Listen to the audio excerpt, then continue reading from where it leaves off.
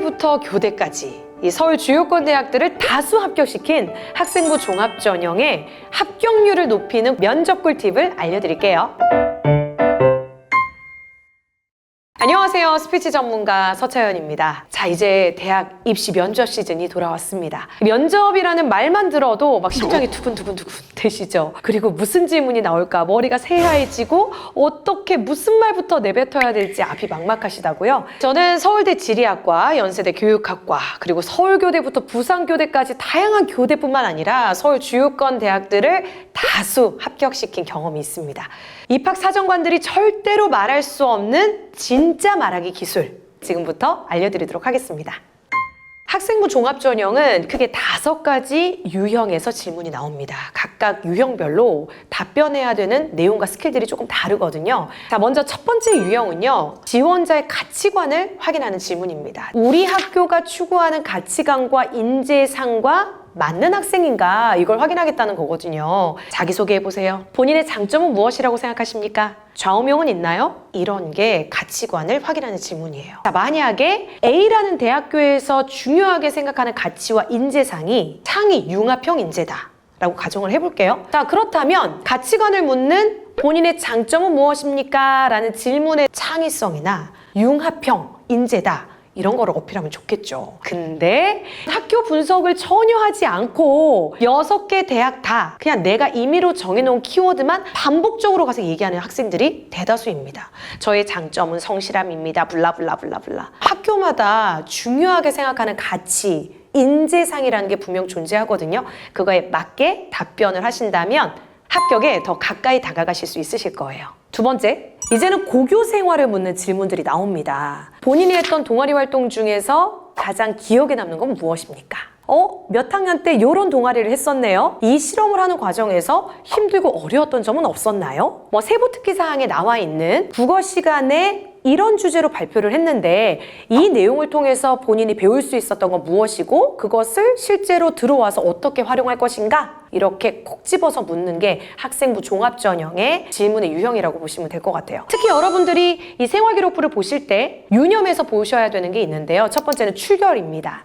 입학사정관제들은 어떤 걸 좀 집중해서 보냐면 미인정 지각이 있냐 없냐예요. 자, 특히 미인정 지각이 2회, 3회 이렇게 좀 많다. 그럼 반드시 물어봅니다. 선생님, 저 미인정 지각 없는데 괜찮나요? 아니요. 질병 지각이나 결석, 조퇴를 하더라도 그 횟수가 7회, 8회, 10회 굉장히 많다. 그럼 어떤 사유로, 어떤 질병으로 이렇게 질병, 결석과 조퇴가 잦았는지를 묻습니다. 그래서 그거에 대한 답변을 잘 준비를 하셔야겠죠. 의외로 성적에 대해서 묻는 경우도 있습니다. 예를 들어 평균적으로는 등급이 3등급인데 국어 1등급, 막 수학은 5등급. 그럼 왜 이렇게 과목별 이 성적 편차가 심하냐? 원인은 뭐라고 생각하느냐? 그러면 낮은 이 수학의 등급을 올리기 위해서 노력한 것은 무엇이냐? 이렇게 물어보기도 하고요. 본인의 성적에서 좀 특이사항은 없는지, 눈여겨볼 부분은 없는지를 잘 파악하셔야 됩니다. 마지막으로 이것도 꼭 기억하셨으면 좋겠어요. 요즘 선택 과목이 되게 중요해지고 있잖아요. 내가 예를 들어 생명과학 쪽을 지원을 하는데 생명과학 쪽과 전혀 관련 없는 선택 과목만 들었다. 그것도 궁금하겠죠. 괜찮습니다. 요즘은 융합형 인재를 원하기 때문에 꼭 내가 진로를 희망하는 분야와 관련된 선택 과목을 다 들을 필요는 없어야 하지만 어떻게 융합적으로 내가 잘 답변할 것인가, 이 부분을 많이 고민해 봐야 될 것입니다. 세 번째는요, 지원 대학에 대해 얼마나 잘 알고 있느냐, 지원한 대학에 대해서 질문하는 것들이 나옵니다. 대표적인 게 지원 동기죠. 우리 학교에 왜 지원했어요? 우리 대학 들어오면 제일 해보고 싶은 게 뭐예요? 어떤 교과목을 가장 배우고 싶나요? 우리 대학에 대해서 얼마나 잘 알고 있는지를 콕 집어서 묻는 질문도 많이 합니다. 이때요, 지원 동기에 반드시 들어가야 되는 게 2가지가 있어요. 학과를 선택한 이유, 그리고 이 대학을 선택한 이유가 반드시 들어가야 좋은 점수를 받을 수가 있습니다. 대부분의 학생들이요, 지원 동기 얘기하라고 하면 제가 이런 멋진 간호사가 되고 싶어서 간호학과에 지원했습니다. 학과에 대한 지원 동기만 얘기하거든요. 그럼 좋은 점수를 받기가 어려워요. 입학사정관 입장에서는 그래, 좋아, 간호사가 되고 싶은 진정성은 알겠어. 그런데 전국의 그 수많은 간호학과 중에서 왜 우리 학교에서 공부하고 싶은데? 그 이야기를 듣고 싶은 거거든요. 이 대학의 특장점과 특화된 프로그램을 언급하면서 꼭 이 대학에서 공부하고 싶습니다. 이런 거를 어필해 주시면 좋을 것 같아요. 그리고 네 번째, 소통과 리더십을 확인하는 질문입니다. 우리 학교의 인재상과 맞는 가치관을 가지고 진로의 목표를 향해 고등학교 3년 동안 학교 생활도 잘했고 실제 우리 학교에 대해서 잘 안 해?